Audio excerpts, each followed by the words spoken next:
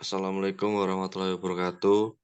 Sebelumnya kami dari kelompok 1 yang beranggotakan 1 Ariski Khairullah NIM D400200011. Rian Almadani D400200119. Saya Alwi Wirzal dengan NIM D400 2066.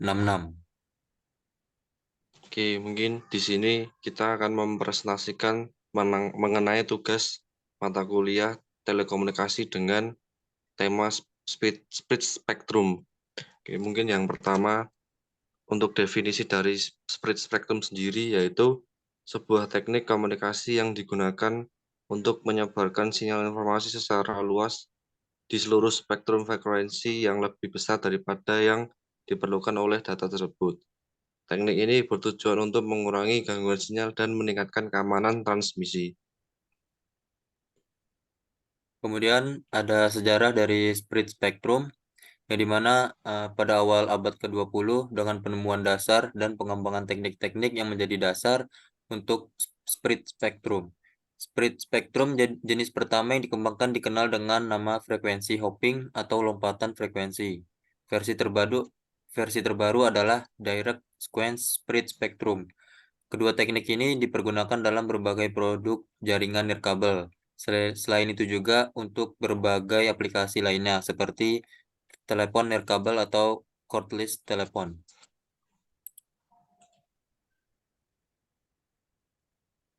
Selanjutnya yaitu ada cara kerja split spectrum. Cara kerja dari split spectrum dengan membangkitkan suatu kode acak yang disebut dengan positron noise sequence (PN sequence) untuk mengecek sinyal pesan aslinya agar tidak mudah terintervensi oleh noise maupun pihak lain. Hal ini dilakukan untuk mengurangi gangguan sinyal yang meningkatkan keamanan transmisi. Sinyal informasi dimodulasi dan dikalikan dengan kode padding sebelum ditransmisikan. Penerima yang memiliki kode padding yang sama dapat mendekode sinyal dan mendapatkan kembali data asli. Selanjutnya ada manfaat dan kegunaan. Yang pertama yaitu ketahanan terhadap gangguan. Salah satu manfaat utama dari split spectrum adalah ketahanannya terhadap gangguan sinyal dan interferensi. Yang kedua, keamanan komunikasi. Split spectrum juga memberikan tingkat keamanan yang lebih tinggi dalam komunikasi. Yang ketiga, kapasitas spektral yang efisien. Meskipun spektrum menggunakan spektrum frekuensi yang lebih luas, teknik ini dapat menghasilkan penggunaan spektrum yang lebih efisien.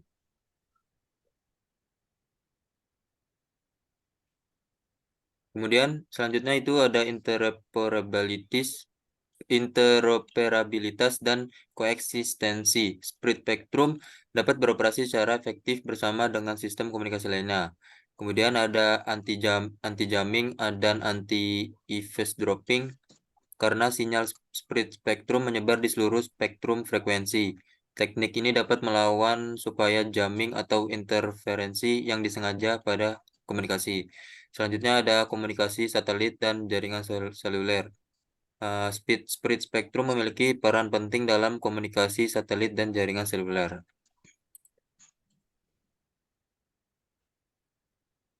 Yang berikutnya ada kelebihan. Kelebihan yang pertama yaitu ketahanan terhadap gangguan dari interferensi yang tinggi. Yang kedua, keamanan yang lebih tinggi dalam komunikasi. Ketiga, penggunaan spektrum frekuensi yang efisien. Empat, kemampuan untuk koeksistensi dengan sistem komunikasi lainnya. Lima, penyediaan dan pemulihan sinyal yang hilang atau terdistorsi. 6. Fleksibilitas dalam berbagai aplikasi komunikasi.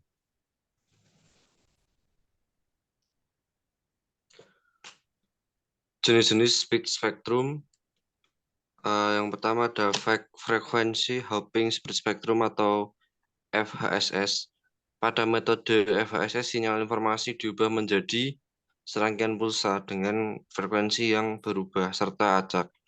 Spektrum frekuensi yang digunakan untuk mentransmisikan data dibagi menjadi beberapa saluran frekuensi yang berbeda. Pengirim dan penerima memiliki daftar urutan acak atau untuk mengubah frekuensi transmisi dengan cepat dalam urutan yang sinkron. Blok diagram pengirim, sinyal informasi, pemodulasi, frekuensi hopping, sequence generator, pengubah frekuensi, penguat daya, yang terakhir antena. Penerima, antena, penguat daya, pengubah frekuensi, detektor, sinkronisasi, pemindai frekuensi, permodulasi demodulator, dan pemulihan sinyal informasi. Direct Sequence Split Spectrum atau DSSS. Pada metode DSSS, sinyal informasi diubah menjadi sinyal dengan lebar spektrum yang jauh lebih besar melalui proses modulasi. Sinyal tersebut kemudian dikalikan dengan metode spreading yang lebih panjang dari data asli. Blok diagram pengirim, sinyal informasi, pemodulasi, pengode split spektrum, pemodulasi Barker kode, penguat daya, antena. Untuk penerima, yaitu antena, penguat daya, demodulasi, Barker kode, dan pemulihan sinyal informasi.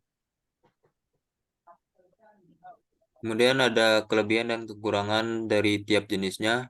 Yang pertama itu dari kelebihan frekuensi hopping split spectrum, ketahanan terhadap interferensi dengan mengubah frekuensi transmisi secara asap.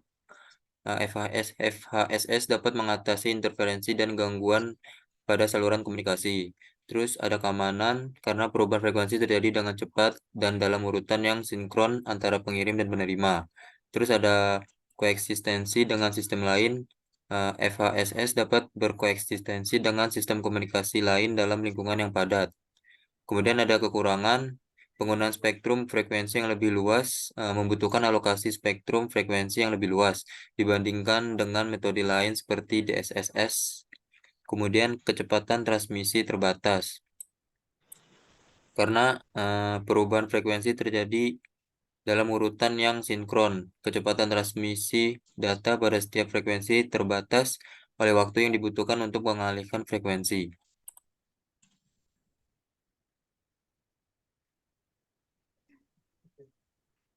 Yang berikutnya ada kelebihan dan kekurangan tiap jenisnya. Direct Squared Spectrum atau DSSS, kelebihan ketahanan terhadap interferensi. DSSS dapat mengatasi interferensi dan gangguan pada saluran komunikasi dengan memanfaatkan sifat penyebaran energi sinyal di seluruh spektrum frekuensi. Keamanan, karena sinyal DSSS memiliki lebar spektrum yang lebih besar dan memanfaatkan kode spreading, DSSS dapat memberikan tingkat keamanan yang lebih tinggi terhadap penyadapan dan pemerhatian yang tidak sah. Kapasitas spektral yang efisiensi. DSSS dapat membagi spektrum frekuensi menjadi saluran yang lebih kecil, sehingga memungkinkan multiplexing dan penggunaan spektrum yang lebih efisien. Kekurangan, penggunaan daya yang lebih tinggi. DSSS membutuhkan daya yang lebih tinggi untuk mentransmisikan sinyal dengan lebar spektrum yang lebih besar dibandingkan dengan metode spektrum lainnya.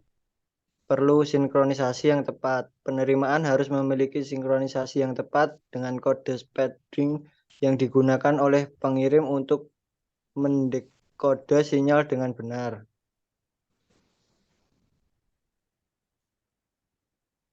Oke, Mungkin cukup sekian presentasi dari sekian kelompok presentasi kami. dari kami. Apabila ada kurang atau lebihnya kami mohon maaf. Wassalamualaikum warahmatullahi wabarakatuh. Waalaikumsalam warahmatullahi wabarakatuh.